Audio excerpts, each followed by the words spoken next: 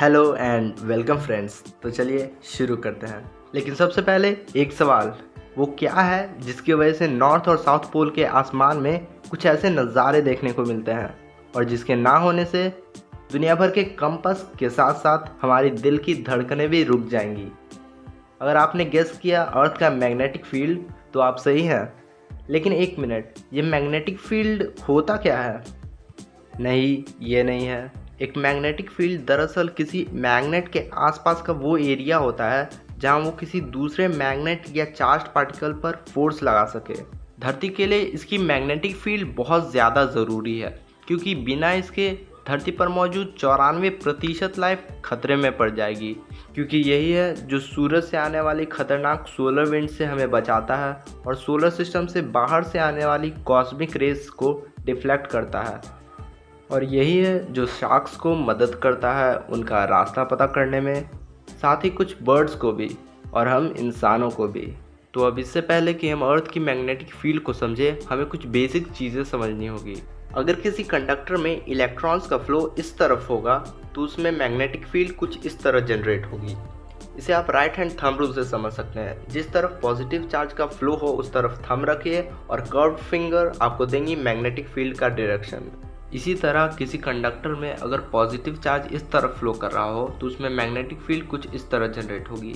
अगर इसी कंडक्टर को एक लूप बना दिया जाए और उसमें करंट फ्लो करवाया जाए तो उसमें कुछ ऐसे मैग्नेटिक फील्ड बनेगी। अगर इसे हॉरिजॉन्टली देखा जाए तो ये एक बहुत पतले बार मैग्नेट की तरह दिखेगी। और अगर ऐसी ही लूप्स एक के ऊपर एक बना दी जाए तो चार्ज के फ्लो से उन सारी लूप्स के मैग्नेटिक फील्ड एकजुट हो जाएगी और वो एक बार मैग्नेट को रिप्रेजेंट करेगी। तो चलिए अब जानते हैं कि अर्थ का मैग्नेटिक फील्ड कैसे उत्पन्न होता है। इसके लिए हमें अर्थ के अंदर देखना होगा। तो ये है अर्थ का इनर कोर। बहुत ज़्यादा प्रेशर की वजह से ये सॉलिड स्टेट में है। और ये है अर्थ का आउटर कोर। बहुत ज़्यादा टेम्परेचर की वजह से ये लिक्विड स्टेट में है। और आखिर में मेंटल, रिलेटिवली कम टेम्परेचर और प्रेशर की वजह से ये सॉलिड है। कोर का अंदरूनी हिस्सा बहुत ज़्यादा गर्म है। ये लगभग 6000 डिग्री सेल्सियस है और इसे अपनी हीट एनर्जी मिलती है रेडियो एक्टिव एलिमेंट्स के डिके से। साथ ही ग्रेविटी फ्रिक्शन में बदलकर हीट एनर्जी बनाती है और कोर की ज़्यादातर हीट एनर्जी इसके फॉर्मेशन के वक्त से ही अब तक इसमें ट्रैप है।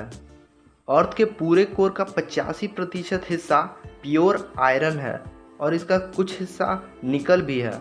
लेकिन आयरन इतने हाई टेम्परेचर और प्रेशर में अपने 2 इलेक्ट्रॉन्स खो देता है, जिससे वो एक पॉजिटिव आयन में बदल जाता है, जो कि अब इलेक्ट्रिक करंट को कंडक्ट कर सकता है।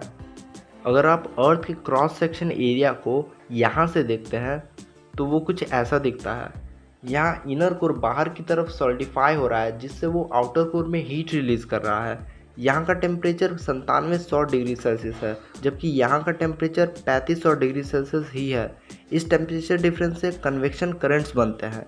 ज़्यादा गर्म लिक्विड आयन कम गर्म लिक्विड आयन की तरफ जाता है और कम गर्म लिक्विड आयन ज़्यादा गर्म लिक्विड आयन की तरफ। और क्योंकि अर्थ घूम रहा है, कोरियोलिस इफेक्ट की वजह से इन कन्वेक्शन करंट्स को एक क्लॉकवाइज रोटेशनल मोशन मिलता है।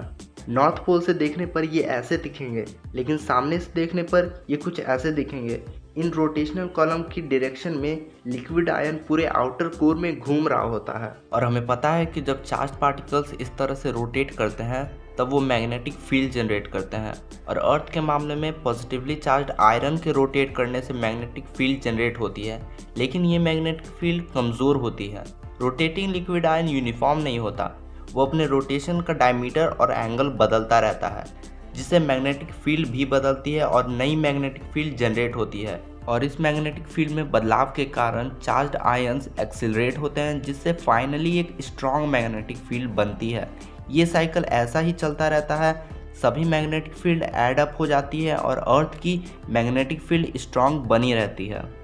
तो अब आप जान चुके हैं कि अर्थ का मैग्नेटिक फील्ड बनता कैसे है। तो जाइए और उन्हें भी बताइए जिन्हें लगता है कि अर्थ का कोर एक पावरफुल मैग्नेट है जो कि अर्थ का मैग्नेटिक फील्ड जनरेट करता है, जबकि ज़्यादातर एलिमेंट्स इतने हाई टेम्परेचर और प्रेशर में अपनी मैग्नेटिक प्रॉपर्टी खो बैठते हैं और आयरन भी उन्हीं में से एक है। एक बात आपको जाननी ज़रूरी है कि हमारे कॉन्सेप्ट के मुताबिक लिक्विड आयन क्लॉकवाइज रोटेट कर रहा है, जिसकी वजह से मैग्नेटिक फील्ड लाइंस अर्थ के नीचे से निकलेंगी और वापस अर्थ के ऊपर से एंटर करेंगी और किसी मैग्नेट में जहाँ से मैग्नेटिक फील्ड लाइंस निकलती है उसे नॉर्थ पोल कहा जाता है और जहाँ वो एंटर करती है उसे साउथ पोल। इसका मतलब ये नॉर्थ पोल हुआ और वो साउथ पोल। लेकिन एक मिनट, हमें तो ये बचपन से बताया गया है कि अर्थ के ऊपर नॉर्थ पोल है और अर्थ के नीचे साउथ पोल। वो ऐसा इसलिए क्योंकि ये नॉर्थ और साउथ अर्थ के ज्योग्राफिक नॉर्थ और साउथ पोल्स है और ये मौजूद है अर्थ के रोटेशनल एक्सिस के पॉइंट्स पर। यानी कि जहाँ ज्योग्राफिक नॉर्थ पोल है वहीं मैग्नेटिक साउथ पोल, और जहाँ ज्योग्राफिक साउथ पोल है वहाँ मैग्नेटिक नॉर्थ पोल। इसका प्रूफ भी है क्योंकि कंपास सिंपल सा एक मैग्नेट होता है और किसी मैग्नेट का नॉर्थ पोल हमेशा दूसरे मैग्नेट के साउथ पोल से ही अट्रैक्ट होता है। इसलिए कंपास का नॉर्थ पोल हमेशा ऊपर की ओर पॉइंट करता है क्योंकि वहाँ अर्थ का साउथ पोल होता है। एक चीज़ और कि ज्योग्राफिक और मैग्नेटिक पोल्स एक ही जगह नहीं होते हैं, वो एक दूसरे से 11.3 डिग्री के एंगल पर होते हैं।